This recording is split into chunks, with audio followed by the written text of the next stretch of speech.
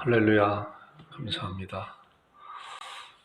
날씨가 많이 그냥 왔다 갔다 하고, 낮에는 덥고, 또 저녁에는 또 새벽에는 또 추워요, 보니까. 그래서 여러분 건강 잘 지키시는 여러분들이 되기를 바랍니다. 지난 주간에는 이제 오후 시간 성경 특강을 일부러 제가 이제 마가복음 이제 13장을 같이 은혜를 나누면서, 그거 같이 한번 은혜를 나눴으면 좋겠다 해서 지난 주간에 같이 말씀을 나눴습니다. 사람의 죽은 후에 어떠한 일이 일어날 것인가, 우리가 미래를 안다고 하는 것이 얼마나 큰 은혜고 큰 능력인지 몰라요. 한치도 앞을 내다볼 수 없는 그런 가운데 우리가 살고 있잖아요. 내일을 알 수 있다는 거가 얼마나 큰 능력인, 내일에 일어날 수 있는 그런 일을 확실히 알 수 있다는 것은 엄청난 능력이에요. 그러나 앞으로 우리 죽음 이후에도 온 세상이 또한 종말을 구하는 그런 주님의 재림 이후에도 어떠한 일이 일어날 것인가, 우리는 그런 것을 성경 말씀을 통해서 같이 지난 주간 함께 이제 성경 공부를 통해서 은혜를 나눴습니다. 그걸 또 제가 이제 일부러 이제 촬영을 해서 우리 미국에 있는 친구도 이렇게 유튜브를 통해서 이렇게 보내고, 또 우리가 단톡방에다가도 제가 2개로 이제 편집을 해갖고 이렇게 했습니다. 또 제가 이렇게 강의라든가 이런 거 하다 보면 제가 들어보게 되면 제가 말을 또 잘못하는 것들도 있어요. 보니까 성경 구절도 잘못하는 것도 있고, 그래서 이제 그런 것들은 또 이렇게 좀 자를 건 자르고 이제 그랬습니다.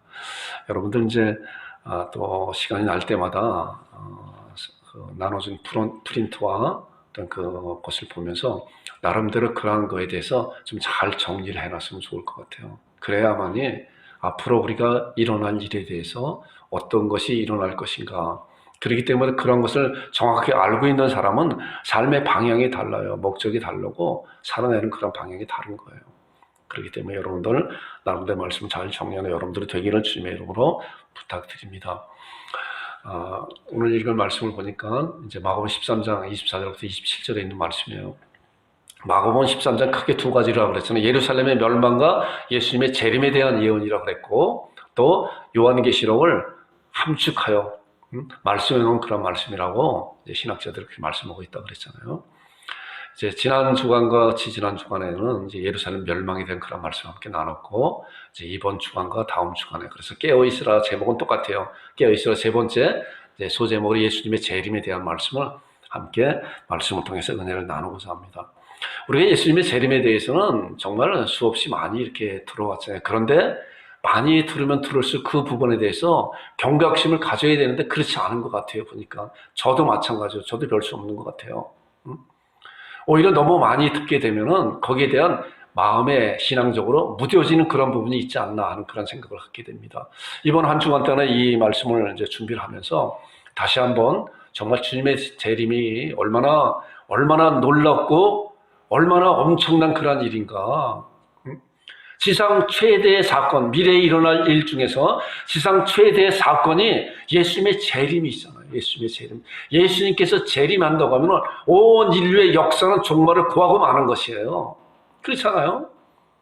자, 이제 말씀을 통해서 그런 말씀을 같이 이제 은혜를 나눌 건데, 특별히 이제 가나의 혼인잔치라고 하는 그런 그 영화를 통해서 제가 그 영화가 한 시간 한 15분 정도 되는 것을 한 10분 정도 이렇게 이제 요약을 좀 해봤어요. 그 말씀을 통해서 영화를 잠깐 이제 볼 거예요. 그래서 그 부분에 대해서 이 말씀을 가나의 혼인잔치라고 하는 그런 관점을 가지고 조망하면서 예수님의 재림에 대한 그런 말씀을 다른 각도에서 함께 은혜를 나누고자 합니다. 여러분들 말씀을 잘 집중하시고, 하나님께서 정말 예수님의 재림이 어떠한 말씀을 통해서 우리들에게 주어지는 건가, 그리고 이 시간 재림에 대한 신앙을 아주 단단히 잘 다져지는 여러분들과 제가 되기를 주님의 이름으로 축원드립니다. 자, 이제 본문에 있는 말씀 이제 이렇게 보겠습니다.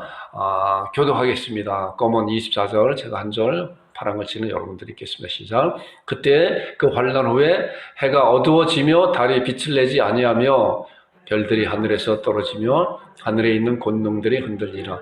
그때 인자가 구름을 타고 큰 권능과 영광으로 오는 것을 사람들이 보리라. 또 그때 그가 천사들을 보내어 자기가 택하신 자들을 땅 끝으로부터 하늘 끝까지 사방에서 모으리라. 오늘 이 본문에 대한 말씀은 이제 간단하잖아요. 말씀이 오니까 24절과 25절에 나오는 말씀은 뭐예요? 예수님의 재림하실 때 그때 징조가 어떤 것이냐? 환난 후에 어두워지고 빛을 내고 하늘에서 권능들이 떨어지고 하늘에 있는 권능이 흔들리리라. 별들이 그런 말씀이에요. 그 다음에 이제 26절에 보니까 예수님께서 이 세상에 오시는 모습에 대한 말씀을 하고 있어요. 또한 27절은 예수님께서 이 세상에 오셔서 오시는 목적이 무엇인가에 대한 말씀을 하고 있는 거예요.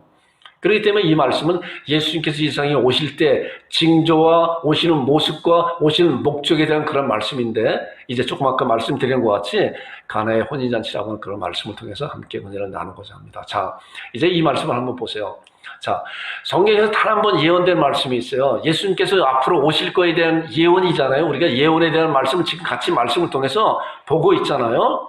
자, 성경에서 단 한 번 예언된 말씀이 어떠한 말씀인가? 예수님께서 처녀의 몸에서 잉태하실 거다라고 하는 그런 말씀이에요. 처녀. 자, 이게 우리가 잘 아는 이사야 7장 14절의 말씀이잖아요. 처녀가 잉태의 아들을 낳으리니, 이게 처녀가 잉태의 아들을 낳으리라고 하는 그런 말씀이 한 번이라고 해요. 신학자들이 이제 그 말씀한 것을 제가 이제 보았어요.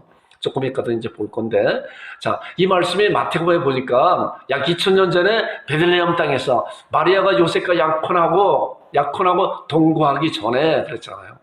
동거하기 전이니까 아직 처녀이잖아요. 성령으로 잉태된 것이 나타났다. 자, 처녀가 잉태야. 그렇기 때문에 예수님이 오시기 약 700년 전에 이사야 선지자를 통해서 하나님께서 예언된 정확한 그 말씀이 700년 후에 예루살렘 베들레헴 땅에 이제 요셉과 약혼한 마리아를 통해서 예수 그리스도께서 이 세상에 태어나신 정확한 말씀이 있다고요. 정확한 것이 이루어진 것이잖아요. 우리는 이제 그 2000년 이후의 세대이기 때문에 그런 말씀을, 그런 역사적인 그런 사실을 성경 말씀을 통해서 또한 다른 것을 통해서 확실히 알게 되죠. 자, 성경 전체에서 초림에 대한 예언이, 예수님께서 초림에 대한 예언이 456번이나 된다고 합니다.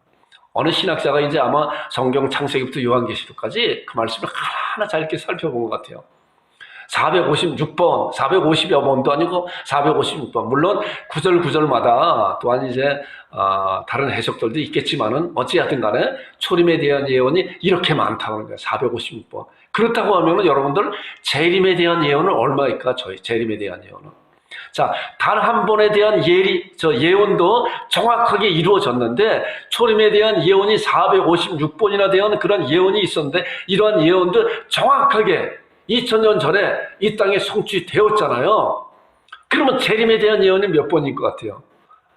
놀랍게도 1500번이나 된대요. 1518번이나 된대요. 자, 나는 이런 자료를 통해서 보면서, 야, 대단한 신학자가 창세기부터 요한계시록까지 하나 꼼꼼히 하나 보면서 하나하나씩 이렇게 체크했구나. 자, 그러니까 초림에 대한 예언보다 재림에 대한 예언은 거의 3배 이상이 되잖아요. 근데 초림에 대한 예언은 이미 이루어졌잖아요. 우리는 그러한 역사적인 사실과 성경 말씀을 통해서 정확하게 이루어졌다는 그런 사실을 우리가 신앙하고 믿고 알고 있잖아요. 자, 재림에 대한 예언은 앞으로 일어날 일이에요. 일어날 일인데 1500번, 약간 초림보다 몇 배나 더 이루어진 그런 예언이 안 이루어질까라고 하는 반문 가운데서 이분이 말씀하는 거예요. 한 번의 예언도 이루어졌고 초림의 예언도 이루어졌는데 그거보다는 몇 배 예언된 그 말씀이, 성경 가운데 예언된 말씀이 정확하게 이루어진다라고 말씀하고 있는 거예요. 우리가 참고적으로 이러한 말씀은 이렇게 알고 있었으면 좋을 것 같아요. 자, 이제 아까 말씀드린 가나의 혼인잔치 한 10분 정도 나오는 그런 말씀인데 네 개로 이렇게 제가 이렇게 편집을 했어요. 사도 요한이 예언된 말씀, 또한 혼인잔치에 약혼된 말씀, 약혼된 그 장면, 그 다음에 약혼과 결혼 중간에 결혼을 준비하는 그런 장면과 그 다음에 결혼, 아버지가 아들한테 이제 때가 됐다, 신부를 데려와라 라고 하는 그런 장면이에요. 네 가지의 장면을 생각하면서 이 화면을 보시면 좋을 것 같습니다.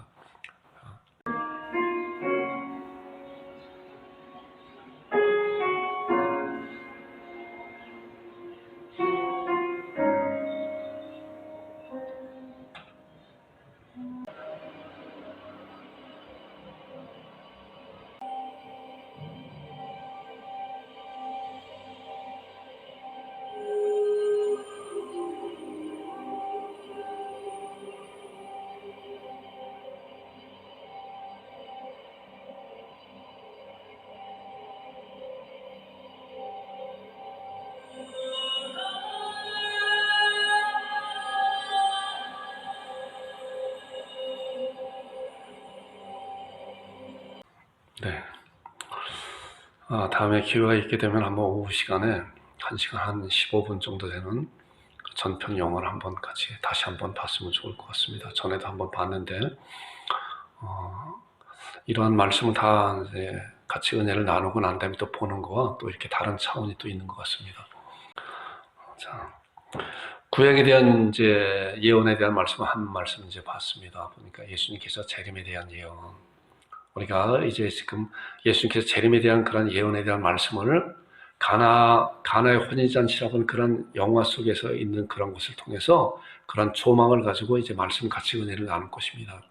신랑이 신랑 아버지가 신부를 데려와라. 이것이 이제 주님이 오시는 그날이잖아요. 그런 말씀을 생각하면서 그런 장면을 생각하면서 말씀을 함께 은혜를 나누겠습니다.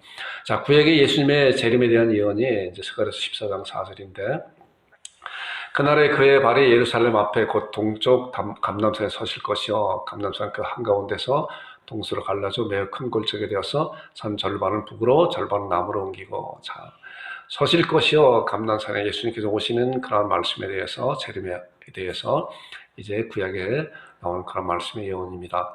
또 예수님께서 이제 공생의 기간 동안에 내가 이제 재림할 거다. 죽음과 부활을 통해서 다시 이 세상에 오실 것이다 라고 말씀하고 있는데 마태복음 24장 30절에 보니까 그때 아까 우리가 이제 본문에 대한 말씀 보니까 그때 징조가 있겠고 또 그때 예수님께서 오시는 모습 또 그때 예수님께서 오시는 목적이 무엇인가 때입니다. 우리 이 때를 잘 우리가 분별하면서 삶을 살아가는 여러분들과 제가 되기를 주님으로 축원드립니다. 이 말씀을 보니까 그때 땅의 모든 족속들이 통곡하며 그들의 인자가 구름을 타고 능력과 큰 영광으로 오는 것을 이 세상에 재림하시는 거 예수님께서 이제 제자들과 많은 사람들에게 말씀으로 예언한 말씀이죠. 또 요모 14장 2절로 3절에 있는 말씀을 잘 보세요. 이 말씀을 보니까 아까 신랑이 약혼하고 난 다음에 이제 그 나무도 사고 여러 가지 집기를 사면서 준비했잖아요. 이 말씀을 그 생각을 하면서 이 말씀을 보면은 잘 이해가 될 것 같아요. 내가 너희를 위해 거처를 예비하러 가노니 자 그렇잖아요. 예수님께서 신랑 되시지 예수님께서 이제 우리를 위해 거처를 예비하러 가노라. 너희를 위해 거처를 예비하면 내가 다시 와서 예비가 다 끝나게 되면은 하나님께서 신부도 예비가 끝났으니까 데리고 와라 하는 그런 말씀 가운데 이제 이런 있는 말씀이에요. 자, 그 다음에 이제 천사들이 예수님의 재림에 대한 예언도 하셨잖아요. 예수님께서 부활 승천하실 때 사도행전 1장 11절을 보니까 갈릴 사람들아 어찌 서서 하늘을 쳐다보느냐 너희 가운데서 하늘로 올려오신 이 예수님은 하늘로 가심을 본 그대로 오실 것이다. 너희들을 본 그대로 이 세상에 다시 오실 것이다. 천사들도 예수님의 재림에 대한 말씀을 하고 있어요. 아직 이루어지지 않았잖아요. 그런데 우리가 굉장히 중요한 말씀을 성경 말씀을 통해서 지금 확인해 보고 있는 거예요. 우리 이런 사실을 성경 말씀 가운데서 확인하고 믿음 안에서 신앙으로 잘 자리 잡고 있어야 돼요. 그래서 항상 이 목사가 여러분들에게 말씀드리는 거가 우리는 말씀에 대한 증거, 말씀에 대한 그런 확실한 그런 부분을 좀 갖고 있어야 된다. 그래야만이 우리의 믿음이 흔들리지 않는다. 그래서 가능한 한 우리의 신앙 가운데서 경험되어지는 그런 것을 성경 말씀을 통해서 확인해 보려고 하고 증거와 또한 증인될 수 있는 그런 것을 가져야 되는 그런 신앙이 굉장히 중요하다 이렇게 생각이 되어집니다. 또 제자들은 어땠는가? 제자들과 사도들은 예수님의 재림에 대한 증거를 했잖아요.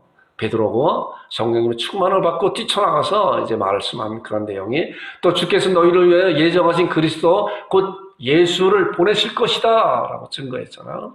예수님 부활 승천하고 난 다음에 성령님께서 마가의 다락방에 이제 이 세상에 임재하셨잖아요. 그래서 제자들에게 충만함을 받고 제자들은 나가서 예수님이 그리스도라 베드로가 또한 예수님께서 이제 이 세상에 다시 오실 것이다. 또한 사도 바울은 데살로니가전서 4장에 나오는 말씀, 이 말씀 굉장히 이제 이 목사도 많이 여러분들에게 인용하고 하는 말씀이잖아요. 주께서 호령과 천사장의 소리와 하나님의 나팔로 친히 하늘로부터 쫓아 강림하시라니. 아까 그 신랑이 뭐예요? 나팔 들고 나왔어요. 나팔 들고.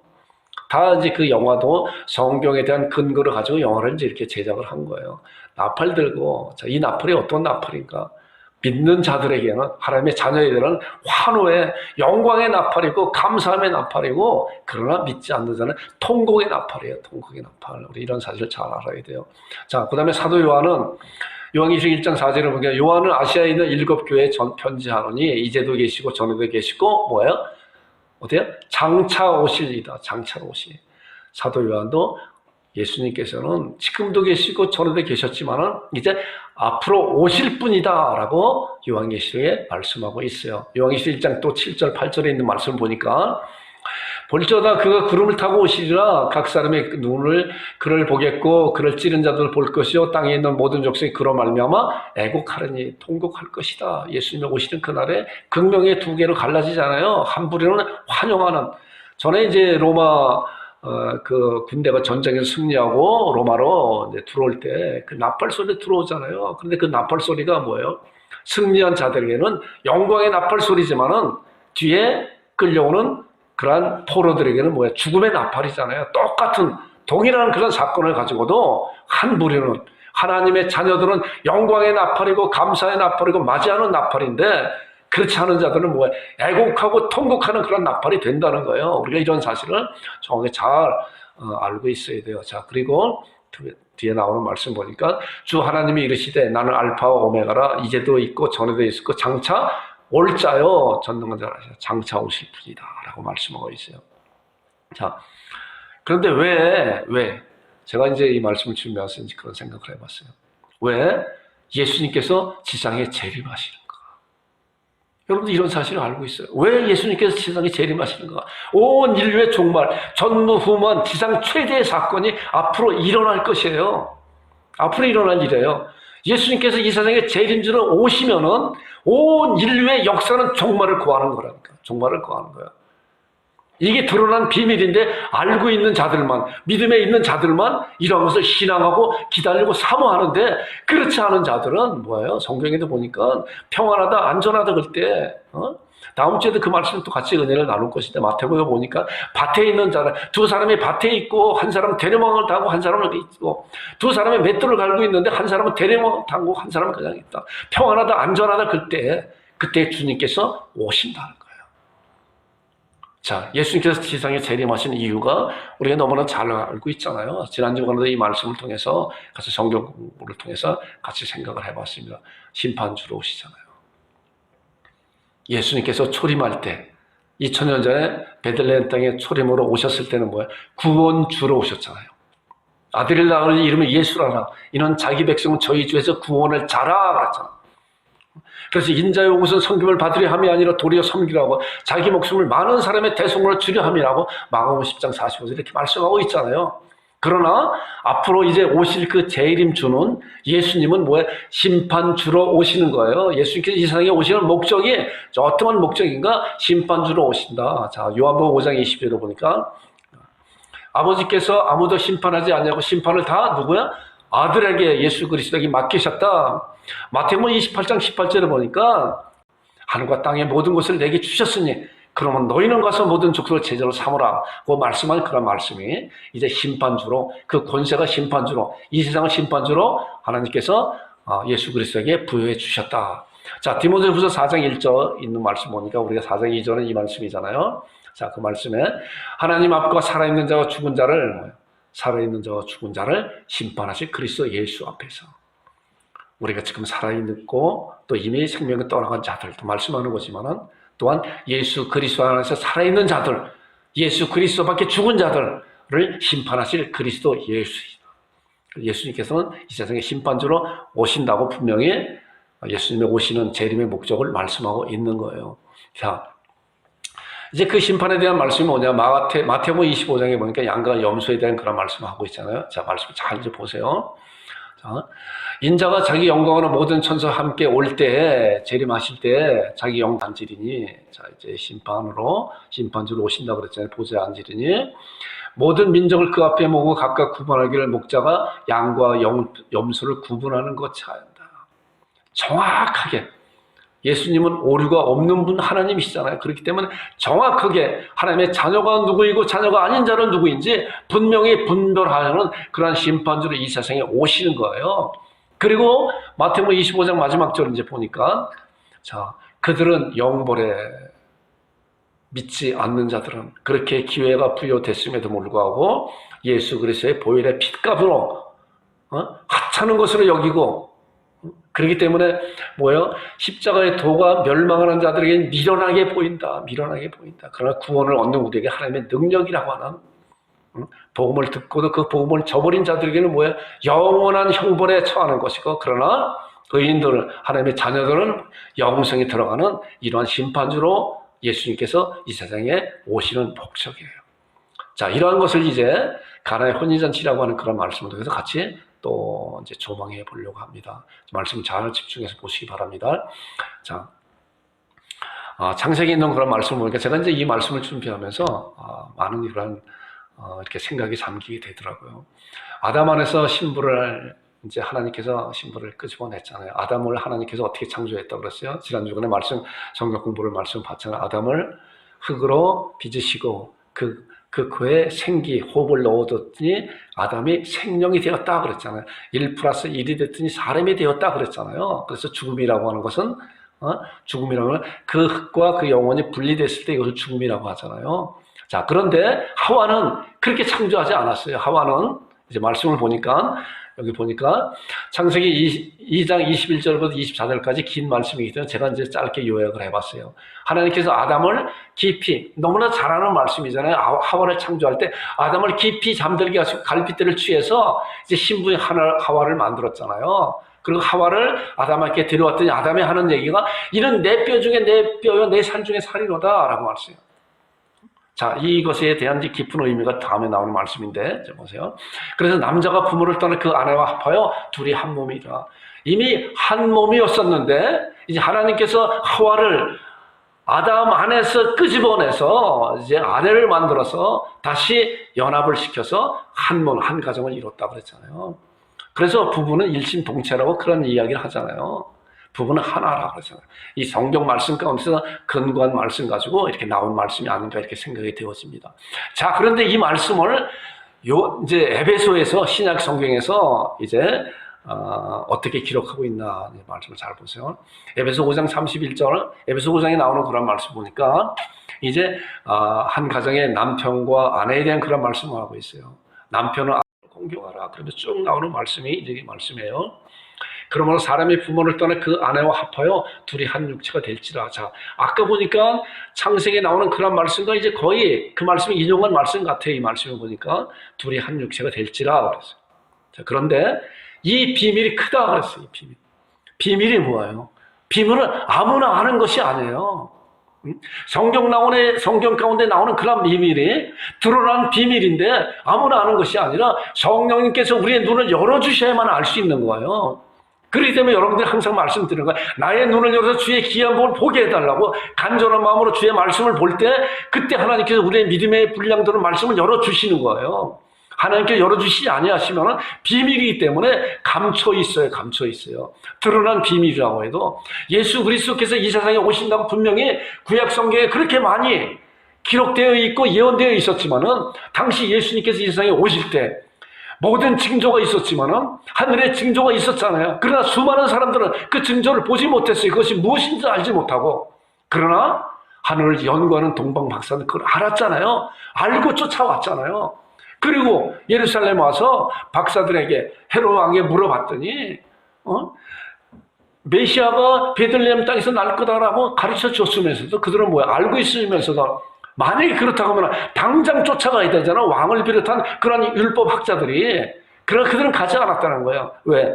눈이 열리지 않았기 때문에. 알고 있는 거와 믿음은 이렇게 다른 거예요. 그러나 동방박사는 그 얘기를 듣고 믿음으로 갔잖아요. 가서 탄생한 예수 그리스도를 만났잖아요.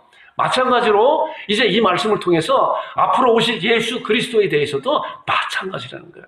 드러났어요. 아무리 말을 해도 아는 자들만 아는 거예요. 다른 자들은 몰라요. 헛되게 아는 거. 아까 말씀드린 것 같이 고린도서 1장 10절에 말씀드린 것 같이 뭐예요? 십자가의 도가 멸망하는 자들에게는 미련하게 보인다. 미련하게 보인다. 여러분들 여기 와서 지금 예배드리는 이 자리가 얼마나 복되고 축복된 자리예요. 그러나 믿지 않는 자를 볼 때는 미련하게 보이는 거예요. 지금 날씨도 좋고 얼마나 가을 날씨가 얼마나 좋은가. 들로 산으로 나가야 될 때 여기 와서 예배 드리고 있잖아요. 이것을 모르기 때문에, 이 비밀을 모르기 때문에 그렇게 생각할 수 있는 거예요. 자, 이 비밀이 크더라. 이 비밀이 뭐예요? 아내와 신랑이 그 사람이 누구예요? 그러므로 사람이 아들이 그의 아내와 여인과 합하여 그들이 한 육체가 될지라 한 몸이 되었다. 이 비밀이 크다. 그런데 그 다음에 나오는 말씀 같이 읽어보겠습니다. 시작. 나는 그리스도와 교회에 대한 말을 이거예요. 남편과 아내에 대한 그런 말씀을 성경 가운데 말씀하고 있으면서 사도 바울은 이 말씀을 하고 싶은 거예요. 이 말씀을 그리스도와 교회, 그리스도가 신랑이요 교회가 신부이다. 이 말씀을 하고 싶은 거예요. 이 말씀이 하나님께서 사도 바울을 통해서 지금 이 강단을 통해 우리들에게 말씀하고 있는 거예요. 한 가정에 신랑이 있고 아내가 있어요. 그러나 이 둘이, 남편은 아내를 사랑하고 아내는 남편을 공경하는 그런 가운데 둘이 한 몸을 이루는 그런 가운데 있는데 이 비밀이 크다. 이 비밀이 뭐예요? 비밀에 대한 실체가 바로 그리스도와 교회라는 거예요. 그리스도와 교회. 그리스도와 교회. 그리스도는 교회의 머리이시고 신랑이시고 교회는 그의 몸이라 그랬어요. 자, 다른 말씀을 보니까, 자, 에베소 1장 23절의 말씀 보니까 교회에 대한 말씀을 또 잘 말씀하고 있어요. 자, 교회는 그의 몸이지, 아까 말씀 봤잖아요. 그리스도는 이제 교회의 신랑이시다. 이 말씀 보니까 교회는 누구의 몸이에요? 그리스도의 몸이다. 그리스도가 교회의 머리잖아요. 그렇기 때문에 머리와 몸이 연합되어 유기적인 연합이 돼야 한 몸을 이루고 활동하게 되잖아요. 그렇기 때문에 예수님께서 교회를 통해서 이제 재생산하는, 하나님의 자녀들을 생산하는 그런 놀라운 일이 비밀적으로 일어나고 있다는 거예요. 자, 교회는 그의 몸인 만물 안에서 만물을 충만케 하는 이 충만이라. 자, 그런데 그 교회가 누군가? 고린도서 10장 27절에 잘 나오고 있어요. 잘 말씀하고 있어요. 너희는 누구야? 우리는, 저나 여러분들은 교회의 지체다. 교회가 누구 한 사람이 교회가 아니라 하나님의 그리스도의 보혈의 피값으로 태어난 거듭난 하나님의 자녀들이 모인 공동체를 교회라고 말씀하고 있는데, 이 말씀 보니까 너희는, 우리들은, 여러분들은 그리스도의 몸이다. 그리스도의 몸이다. 아멘이세요? 아멘이요. 나는 그리스도의 몸이다. 그리고 지체의 각 부분이라. 이렇게 정확하게 성경 말씀을 통해 우리에게 말씀하고 있어요. 자, 창세전에 이제 자녀들이 그리스도 안에 넣어두셨다. 아까 말씀 보니까 아담 안에서 하와를 하나님께서 이제 좀 거친 표현이에요. 끄집어내셨다. 좀 그것을 좀 잘 이해하기 위해서 제가 그렇게 표현을 한 거예요. 끄집어내셨다. 자, 창세전의 자녀들을 그리스도 안에 넣어두셨다는 거예요. 성경 말씀을 통해니까 이제 이 말씀을 통해서 보면은 우리도 그렇잖아요. 우리가 어머니 태중에 있었잖아요. 10개월 동안 있다가 이제 거친 표현으로 어머니 태중에서 하나님께서 우리를 이 세상에 끄집어낸 거예요. 낳았잖아요. 그런데 그 아이가 어머니 태중에 있는 걸 기억하나요? 알지 못하잖아요. 기억을 못해요. 그러나 분명한 것은 어머니 태중에 10달 동안 있었다는 거예요. 이와 같이 영적으로 하나님께서 우리들을 그리스도 안에 넣어주셨다가 분명히 말씀을 통해서 우리에게 말씀하고 있는 거예요. 이 말씀을 보세요. 우리가 잘 아는 말씀같이 그 창세전에 그리스도 안에서 우리를 택하사, 우리는 어디 안에서요? 그리스도 안에서 우리를 택하여 줬다. 우리가 그리스도 안에 있었다는 거예요. 우리가 어머니 태중에 내가 있었던 것과 같이 하나님께서 우리를 그리스도 안에 넣어주셨다는 거예요. 우리의 사랑을 그 안에 거룩하고 힘이 없게 하시고, 고린도전서 1장 30절에 앞절에 보니까 너희는 하나님께로부터 나서 그리스도 예수 안에 있다. 우리가 그리스도 예수 안에 있었어요. 그런 예수 안에 있었던 우리를 이제 하나님께서 우리를 끄집어낸 거예요. 자, 아이가 태어날 때 어떻게 산통이 있잖아요. 산통을 갖고 이제 그 안에 태중에 있는 아이가 이 세상에 태어나잖아요. 마찬가지로 이제 예수 그리스도 안에 우리를 넣어주셨는데, 예수 그리스도의 놀라운 그런 산통으로 말미암아 우리를 이 세상에 거듭나게 하시는 거예요. 이제 고린도후서 5장 17절에 보니까 누구든지 그리스도 안에 있으면 새로운 피조물이라. 이전 것은 지나가서 보라 새 것이 되었다. 그리스도 안에 있으면 우리가 새로운 피조물이라. 그리스도 안에 있는 그런 신앙을 갖고 있는 자는 예수 그리스도로 말미암아 우리가 이 세상에 새로운 피조물로 끄집어내는 거예요. 교회 일부로, 교회 지체로 우리를 내게 하시는 그런 놀라운 하나님의 은혜를 감사드립니다. 자, 자녀들은 예수님 안에서 끄집어내셨다. 이제 끄집어내시는 그런 과정이 어떤 것인지 보세요.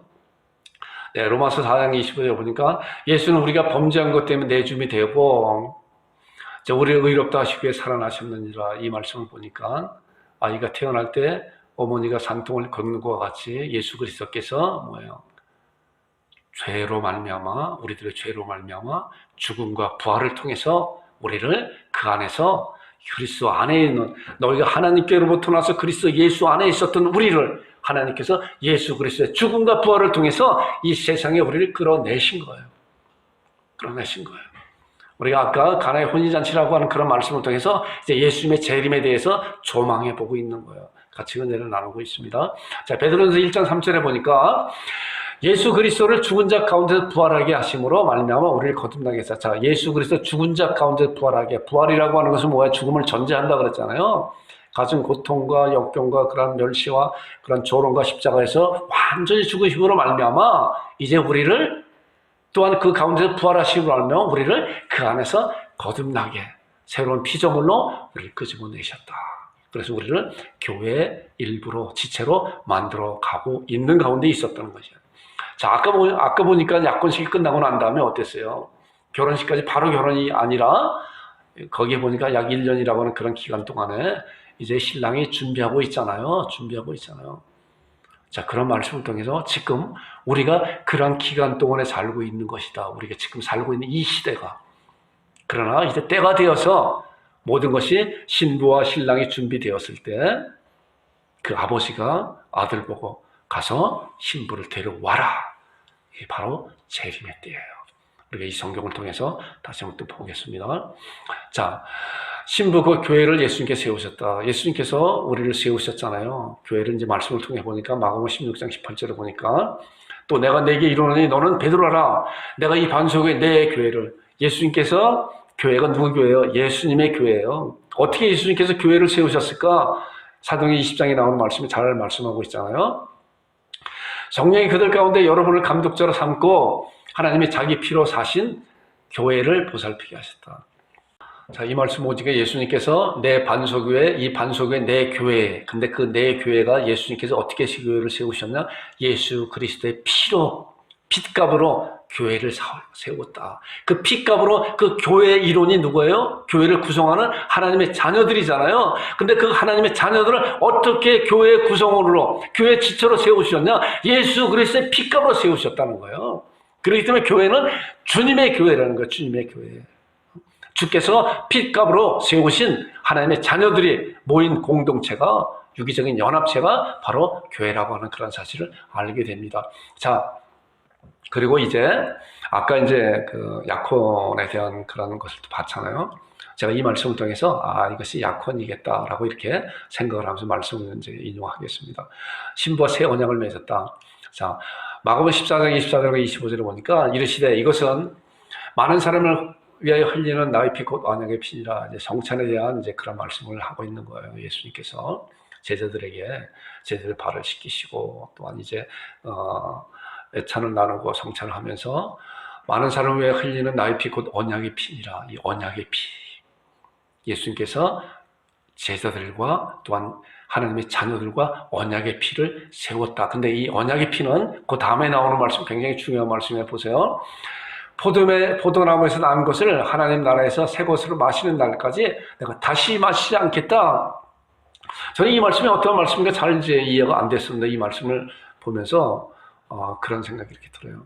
자, 언약의 피는 이미, 약혼식이 이미 진행되었다, 끝났다. 그렇기 때문에 그 약혼식을 다시 할 필요가 없다. 이제 앞으로 이제 새 것으로 마시는 날, 결혼식에 마시는 그날을 기다려라. 이 말씀이구나 하는 생각이 들어요. 하나님 나라에서 새 것으로 마시는 날까지 다시 이제 그 언약의 피를 마시지 않겠다라고 하는 그런 말씀이에요. 자, 여러분과 제가 잘 이런 말씀을 마음 가운데 신앙하면서 주님을 기다리는 여러분들이 되기를 주님의 이름으로 축원드립니다. 자, 이제 신부의 교회를 세우시고 그때부터 이제까지 신부의 단장을 하고 있다. 신랑과 신부가 단장하고 있잖아요. 우리가 지금 살고 있는 이 시대예요.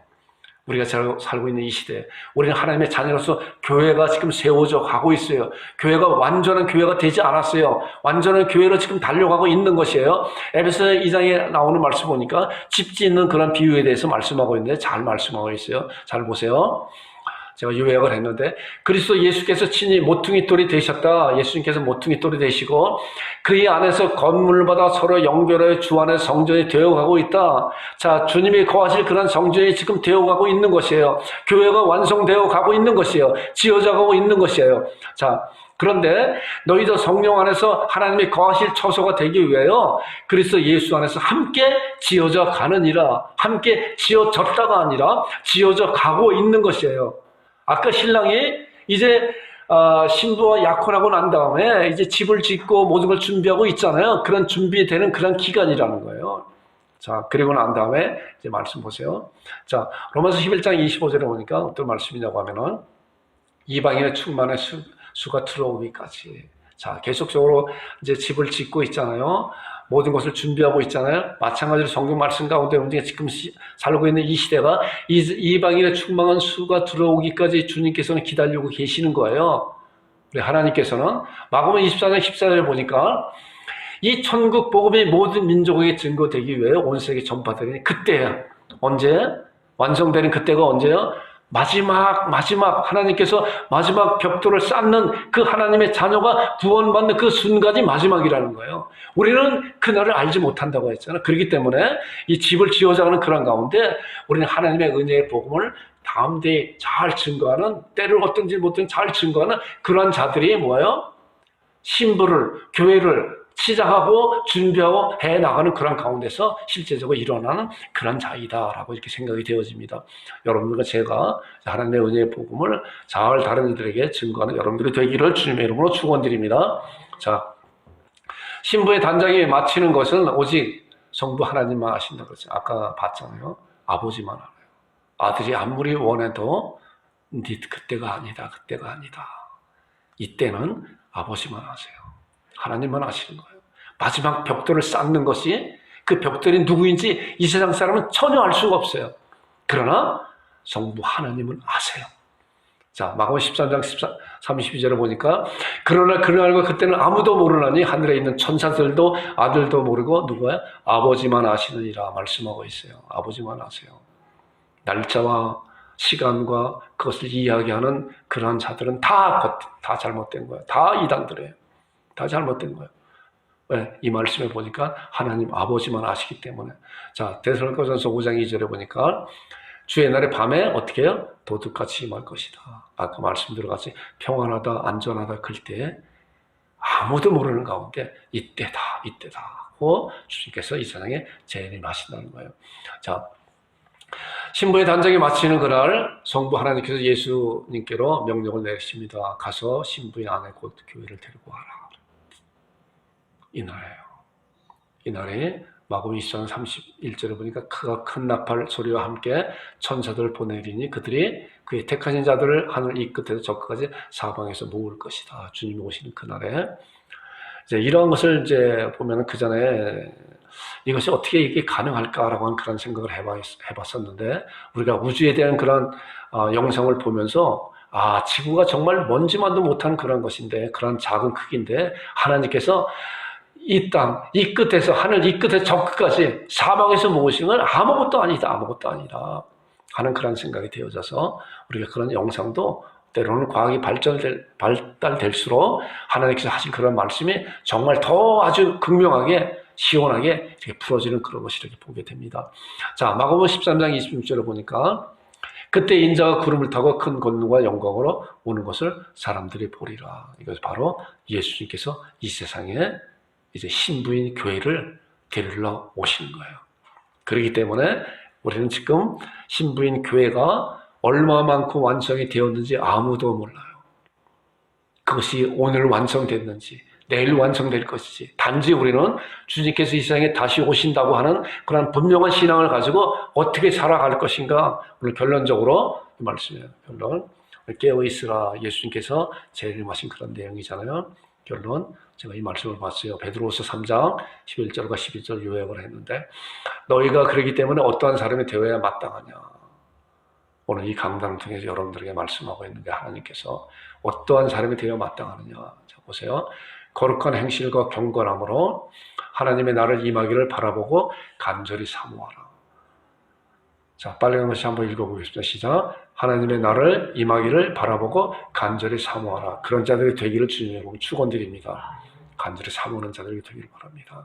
자, 그 다음에 마지막 창세기 1장 태초에 하나님의 천지를 창조하시니라. 그리고 요한계시록 22장 20절과 21절에 마지막으로 말씀했잖아요. 성경을 닫으면서 내가 진실로 속히 오리라. 주님께서 이 세상에 다시 오신다고 하는 그런 재림 약속이 약 천오백 번 이상에 예언되어 있는 그런 말씀인데 마지막으로 내가 진실로 속히 오리라. 진실로 속히 오리라. 사도 요한이 하나님께 받은 그런 말씀을 가지고 이제 기록한 말씀을 우리가 지금 이 시간에 보고 있잖아요.